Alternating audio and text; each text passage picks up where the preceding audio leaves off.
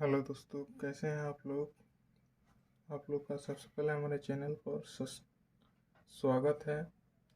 आज हम लोग सीखेंगे क्लास 10th के बोर्ड एग्जाम के लिए एक बहुत ही वीवीआई तथा महत्वपूर्ण प्रश्न रूट 5 को सिद्ध करना कि वह एक अपरिमेय संख्या है। तो हमारा यही क्वेश्चन है कि सिद्ध करें कि रूट 5 एक अपरिमेय संख्या है। यह एक एकदम फिक्स है कि एक क्वेश्चन रूट 2 का या रूट 5 का पूछेगा ही पूछेगा। यह 2 नंबर का प्रश्न है और हर साल यह बोर्ड एग्जाम में पूछा जाता है। यह बहुत ही महत्वपूर्ण क्वेश्चन है। तो आइए हम लोग आगे इसे बढ़ाते हैं कि कैसे रूट 5 को हम सिद्ध करेंगे कि यह अपरिमेय संख्या है। तो सबसे पहले इसे सिद्ध करने के लिए हम इसे सर्वप्रथम परिमेय संख्या मानेंगे। तो लिखते हैं, यदि संभव हो तो माना कि रूट 5 एक परिमेय संख्या है। तो परिमेय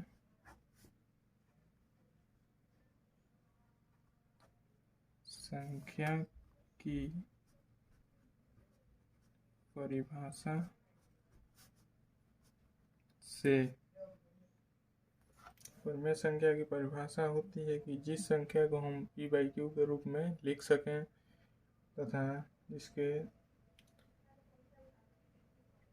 जिसमें p और q दोनों पूर्णांक हो तथा q नॉट इक्वल टू 0 तथा p और q में कोई उभयनिष्ठ गुणनखंड न हो। और ये नियम किसी भी संख्या पर लागू होता है तो उसे हम परिमेय संख्या बोल सकते हैं। लेकिन जब यह नियम लागू नहीं होता है तो हम उसे परिमेय संख्या नहीं बोल सकते हैं। तो जब हम रूट 5 को एक परिमेय संख्या मान चुके हैं तो परिमेय संख्या की परिभाषा से रूट 5 इक्वल टू हो जाएगा p/q,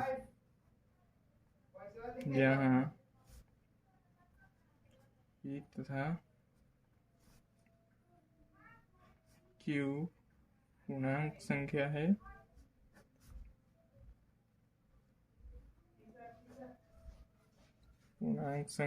हो q नॉट इक्वल टू 0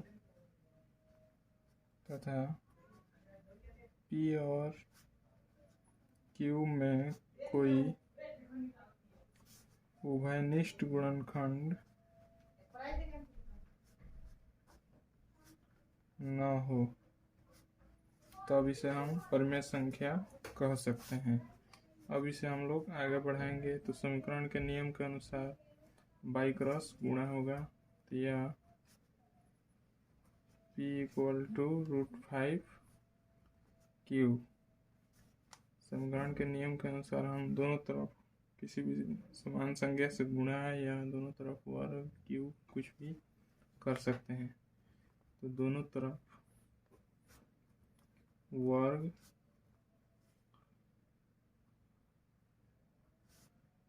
करने पर दोनों तरफ जब वर्ग हम लोग करेंगे तो ये हो जाएगा p² तथा रूट 5 का स्क्वायर हो जाएगा 5, q का स्क्वायर हो जाएगा q²। इसे हम लोग समीकरण नंबर 1 मान लेंगे। इसे समीकरण नंबर 1, इसे समीकरण नंबर 2।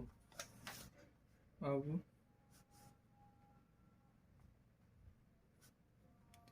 पुनः हम लोग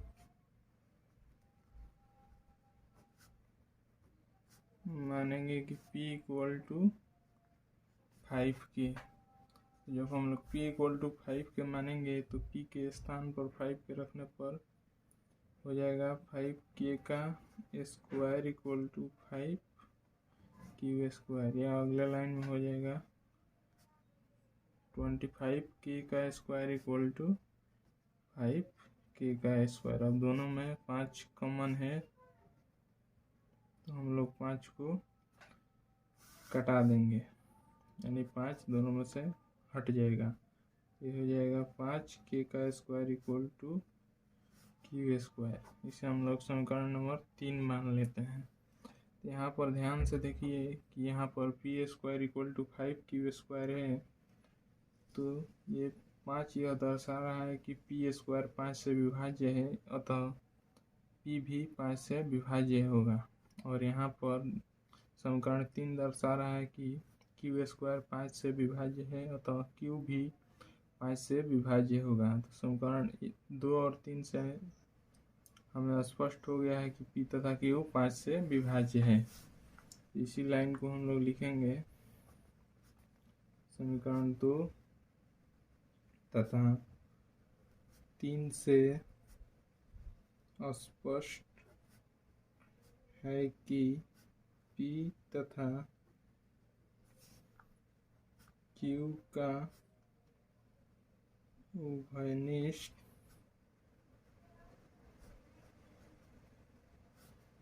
गुणनखंड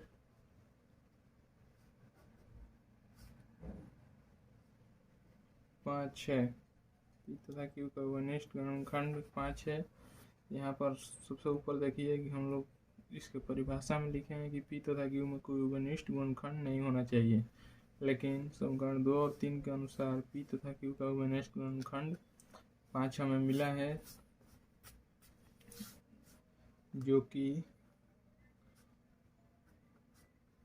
हमारी मान्यता के विरुद्ध है।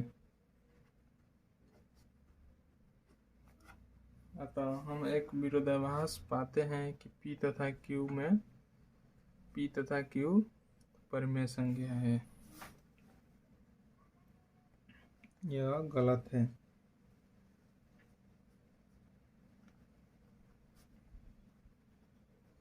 हम विरोधाभास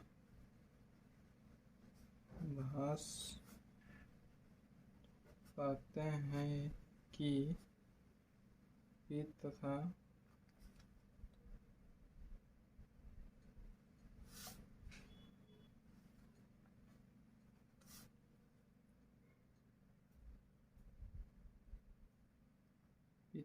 क्यू में कोई उभयनिष्ठ गुणनखंड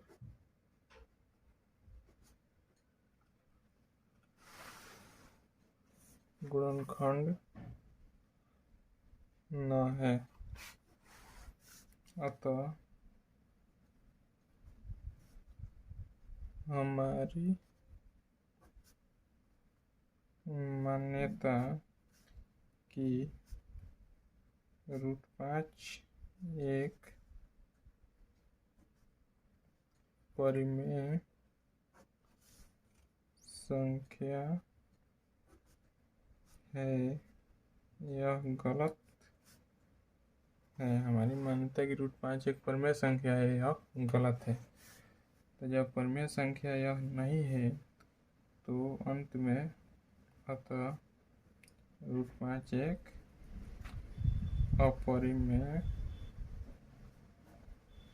अपरिमेय संख्या ही है। इस प्रकार हम √5 को अपरिमेय संख्या साबित कर सकते हैं तथा परीक्षा में पूर्ण अंक को प्राप्त कर सकते हैं। तो इसी तरह के टॉपिक को पढ़ने के लिए और जानने के लिए हमारे चैनल को सब्सक्राइब करें तथा वीडियो पसंद आए तो वीडियो को लाइक तथा शेयर जरूर करें। हमारे साथ जुड़े रहने के लिए हमारे चैनल को सब्सक्राइब करें तथा बेल आइकन को दबा दें और वीडियो कैसा लगा कमेंट करके ज़रूर बताएं।